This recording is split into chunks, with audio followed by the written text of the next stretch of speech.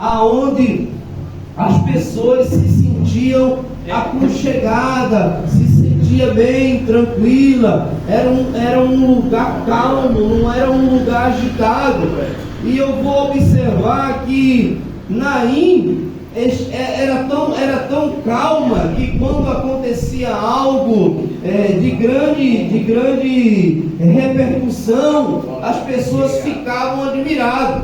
E a Bíblia vai contar a história de uma mulher que primeiro já tinha perdido o seu marido, porque ela era viúva, e a gente sabe, irmãos, que pela cultura judaica, a mulher que era viúva, ela não tinha muito prestígio dentro daquela cultura, dentro daquela cidade. Aquela mulher, ela já sofria porque tinha perdido o marido, ou seja, por ser sozinha. E agora ela vai perder o seu único filho, né? A gente tem aqui mães que sabem o quanto amam os filhos, né? No caso, eu sou filho único. Tem a nossa irmã, a nossa pastora também tem a filha, né? Que é filha única. A nossa irmã também tem uma filha que é filha única. E eu tenho certeza que a dor é imensa. Graças a Deus, até agora eu não perdi nenhum filho. Eu tenho 3, mas eu não perdi nenhum filho. Mas a dor de perder um filho é inexplicável, porque é mesmo que está arrancando um pedaço de dentro de você, é mesmo que você está arrancando o coração daquela mãe. E irmãos, escuta uma coisa: Jesus, antes de chegar a Naim, Jesus ele estava operando outro milagre, que era o filho do centurião. Observe que esse caso, Jesus vai ser incomodado por alguém, ser abordado por alguém, e quando Jesus diz assim, o homem chega para Jesus e diz: olha, o meu servo está doente em casa, né? Ele era um centurião, era um homem que tomava conta de 100 soldados, então era um homem de muito prestígio. E a Bíblia vai dizer que ele chega até Jesus e diz assim: olha, o meu soldado está doente, o meu servo está doente, e ele está precisando de que o Senhor faça alguma coisa. Aí Jesus diz assim para ele: eu vou até a sua casa, eu vou até lá. Aí ele para Jesus, ele interrompe Jesus, e ele vai dizer assim: não, Jesus, não precisa, porque eu sou Senhor. Eu falo para os meus soldados: vão para a direita, eles vão para a esquerda, eles vão. Se eu der uma ordem, eles obedecem. Somente uma palavra tua, Aleluia. Jesus. Se o Senhor dispensar aqui mesmo uma palavra, o meu servo vai ser curado. Aí eu começo a meditar uma coisa: da onde Jesus estava para Naim, aleluia, se levava um dia para se chegar até aquela cidade. Escuta, quando Jesus dispensa a palavra, porque assim, tem casos que Jesus vai na casa, foi igual aquela menina, Talita Cumi, ele foi até a casa. Tem casos que Jesus foi até o sepulcro, tirou Lázaro de dentro do sepulcro. Tem casos que Jesus vai na casa, como fez com a sogra de Pedro. A sogra de Pedro estava doente, Jesus disse: eu vou lá e curo ela. E foi lá e curou ela. Tem casos que Jesus espera o tempo necessário para que as coisas aconteçam do modo certo, do modo correto, do modo aonde não se venha atrapalhar nem a um e nem a outro. Ou seja, Jesus está dispensando uma palavra de cura para um servo, e tem uma mãe que está há um dia de caminhada, chorando, velando o corpo de um único filho. Aleluia. E ela já está esperando o momento de pegar o caixão e levar para o cemitério para estar sepultando o seu único filho. Escute, os judeus têm um costume de pegar os seus defuntos e enterrá-los fora da cidade. Eles não enterram dentro da cidade. Mas se você leu o texto comigo, vou correr que o relógio parece negrante.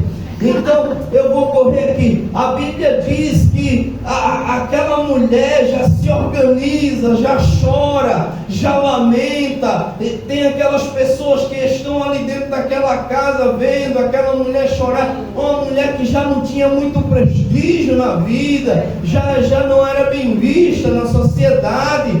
Mas a Bíblia vai dizer que Jesus agora diz aos discípulos assim: a gente agora vai sair daqui e vai andar um dia até uma cidade chamada Naim. Mas o que me chama a atenção, irmãos, é o seguinte: é que quando Jesus chega, aleluias, na entrada de Naim, depois de um dia de caminhada, ele encontra uma multidão. E ele encontra uma multidão triste. Ele encontra uma multidão chorando. Ele encontra uma multidão onde uma mãe está em desespero porque perdeu o seu único filho e ela está desesperadamente sofrendo, aleluias, aleluias, pelo seu filho único que tinha perdido. Irmão, a Bíblia vai dizer que quando Jesus chega na porta da cidade, observe uma coisa, na porta da cidade, Jesus sente compaixão. Quando eu fui pesquisar essa palavra compaixão, ele sentiu a dor que ela estava sentindo. Jesus sentiu a dor daquela mãe e ele teve uma compaixão tão grande que ele disse isso não pode ficar dessa forma. Deus, ele sonda os nossos corações. Jesus, ele conhece a nossa dor e às vezes a dor é tão grande que ele se compadece de nós e faz o milagre acontecer. Ei, existia algo na cultura judaica que quando vinha um enterro, a outra multidão teria que acompanhar até o cemitério aquele cortejo fúnebre. Ele não podia deixar passar e ir para outro lugar. Ele teria que parar junto àquele cortejo e continuar, aleluias, continuar até o cemitério para estar sepultando o morto. Mas os planos de Jesus não era ir para cemitério. Os planos de Jesus não era ir sepultar ninguém. Os planos de Jesus era outro. Os planos de Jesus era curar e ressuscitar. Aleluia. Uma pessoa que precisava de um milagre extraordinário. Glória a Deus. Escute, o tempo que Jesus usou foi totalmente calculado. Jesus sabia o momento certo de sair de Cafarnaum para Naim, porque ele precisava, pela sua onisciência, ele precisava chegar no portão daquela cidade e encontrar aquele cortejo fúnebre. Ele precisava chegar àquela entrada daquela cidade e estar fazendo o milagre acontecer. Escute, algumas traduções vão dizer que Jesus tocou no esquife do caixão. O esquife do caixão é aquela parte que a gente segura, é aquela parte, porque a gente pega, né? Acho que vem 6 alças, né? 6 que vem, a gente carrega o caixão até o túmulo. Aquela parte, tem umas que é grande e tal, assim, esquife é aquilo. Mas na minha tradução, a Bíblia vai dizer que ele tocou no caixão. Ele não tocou no morto. Ele somente tocou no caixão. E olhou para ela com aquele. Eu fico imaginando o olhar de Jesus, tão compadecido por uma mãe que ia enterrar o filho, o único bem que ela tinha, e ele olha para aquela mulher e simplesmente olha para ela e diz assim: não chores. Que autoridade é essa de dizer a uma mãe que vai enterrar o seu único filho para parar de chorar. Ele olha para ela e diz: não chores, e toca no caixão. Quando ele toca no caixão, a Bíblia vai dizer que ele dá um brado na frente de todo mundo e diz: jovem, eu ordeno a você, levante-se. Glória a Deus. Chegou no tempo certo, na hora certa, no momento certo, enxugou a lágrima de uma mãe, tocou no caixão, ordenou aquele jovem que ele se levantasse, e ele se levantou. O que eu quero dizer aqui essa noite é que Jesus, Ele é especialista em fazer o impossível acontecer. O momento que a gente às vezes espera, às vezes a gente quer tudo na mesma hora, a gente quer tudo para já, para ontem, mas Jesus ele tem os seus cálculos, ele tem os seus momentos, certo? Jesus, ele pegou aquele cordeiro. Observe, irmão, que a Bíblia diz que vinha uma multidão com Jesus alegre. Era uma multidão alegre e a outra triste, se encontrando. Aí Jesus olhou e disse: eu não quero ninguém triste aqui. Porque a palavra de Deus diz que na presença dele até a tristeza salta de alegria. Aleluia.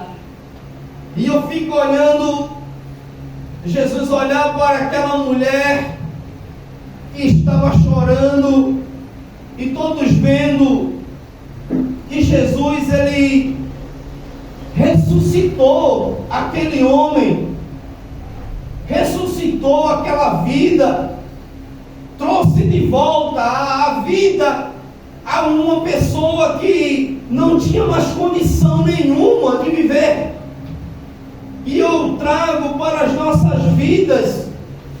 Eu estava aí no mundo, fora da presença de Deus. Eu estava morto, mas Ele me ressuscitou. Glória a Deus. Ele colocou em mim um espírito de vida. Glória a Deus. Um espírito aonde eu venha adorar a Ele em espírito e em verdade.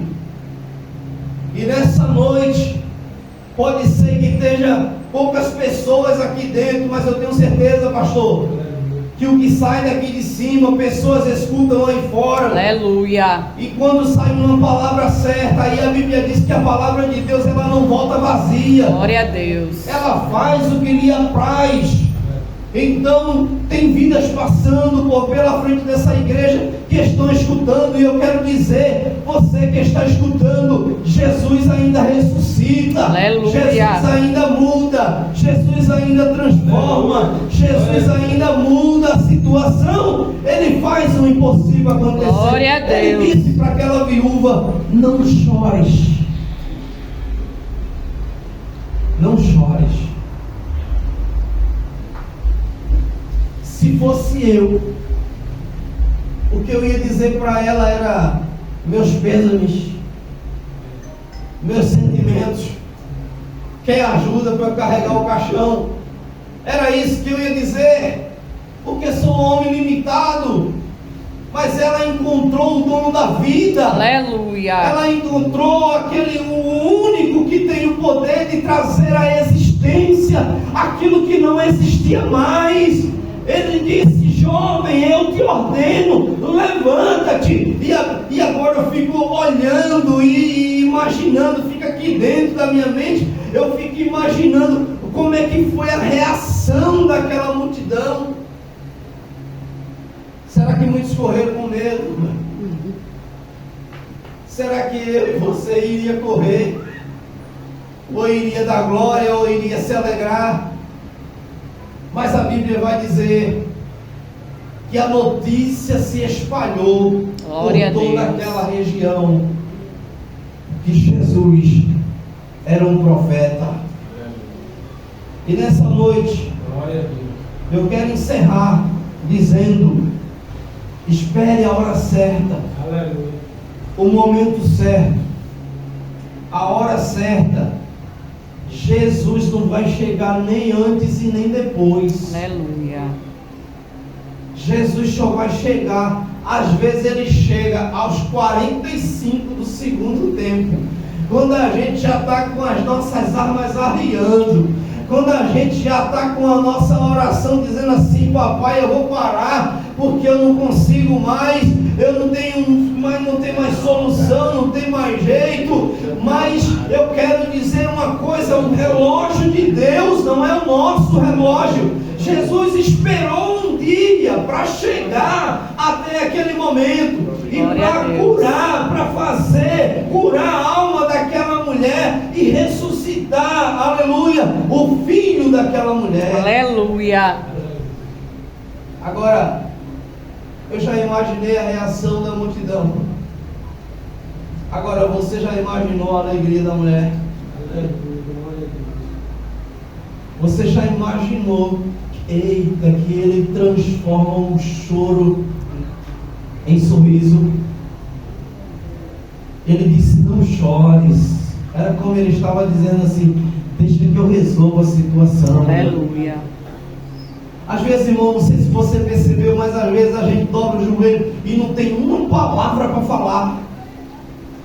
Às vezes a gente dobra o joelho e não temos uma palavra sequer para contar a Deus, porque a dor é tão grande. E a gente só vai dobrar os joelhos e ficar ali, aleluia, escalado. Mas sabe o que é que a Bíblia vai me ensinar? Paulo escreveu aos Romanos dizendo que a gente não sabe orar. E quando a gente não sabe orar, sabe quem que ora por nós?